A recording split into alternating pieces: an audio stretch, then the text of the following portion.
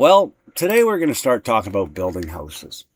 And where does it all start? It starts with a good foundation. But you can't have a good foundation if it's not on solid ground. The truth of it starts with the excavating and the ground that you're building your foundation on. So today we're going to take some time to talk about reaching hardpan and, more importantly, how to properly prepare it for footings or piles. Hardpan is simply a dense load-bearing natural layer of solid rock or clay, okay? But reaching hardpan is not and should not be your final goal. The real goal is to reach a surface that is competent, uniform, and stable enough to support the structure evenly. Okay? Once excavation reaches hardpan, the first step is to clean the surface of any loose material, smeared clay, or disturbed soil. It all must be removed. We want an undisturbed bearing layer, not one that has been churned up by excavating equipment. Okay. Next, we need to check for uniformity. This is critical. If one portion of the footing trench is solid rock and the other portion is softer clay, the load will not be distributed evenly. Okay. That condition can lead to differential sediment and future structural cracking. If the material is inconsistent in the area, it must be corrected by over excavating high spots or rebuilding low areas to create one consistent bearing plane.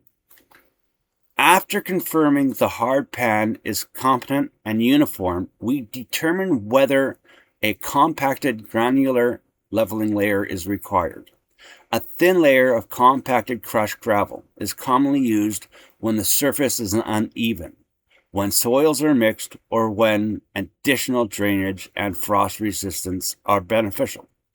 However, gravel is not suitable for weak soil, or if the underlying material is soft, wet, or pumping.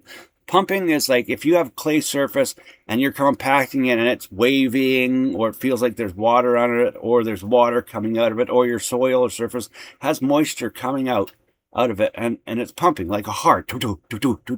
Okay?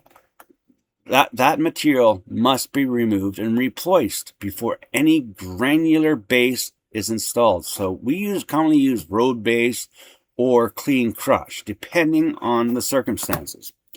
In fine-grained soils such as clay or silt, a geotextile separation fabric is often placed before the gravel is.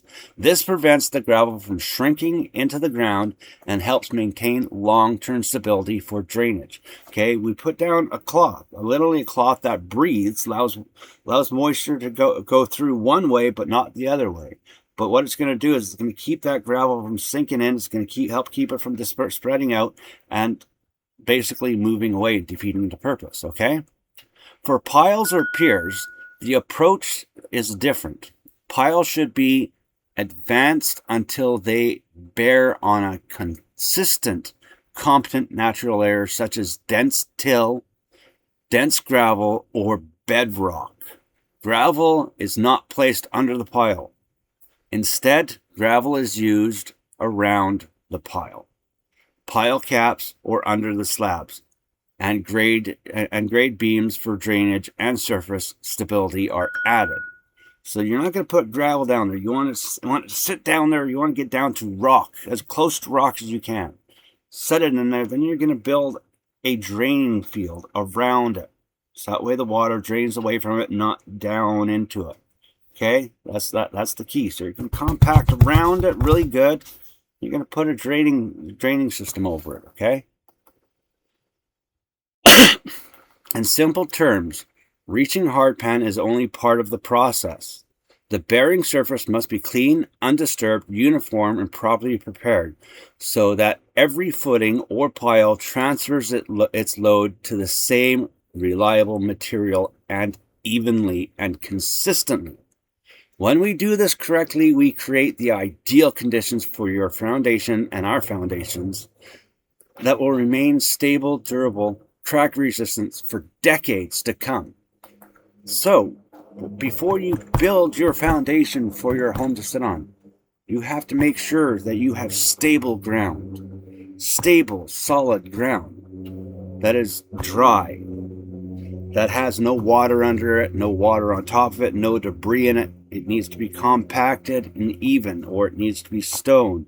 If it's shale, say it's shale, you got to clean off any of the parts that are broken off. You got to make sure that there's nothing loose. You want solid shale. If it's slate, you want to make sure that it's clean and that it's not that has minimal cracks in it, and you want it to be level. Okay, but that's the thing. You want a solid base for your foundation to sit on. And that's where we start, my friends.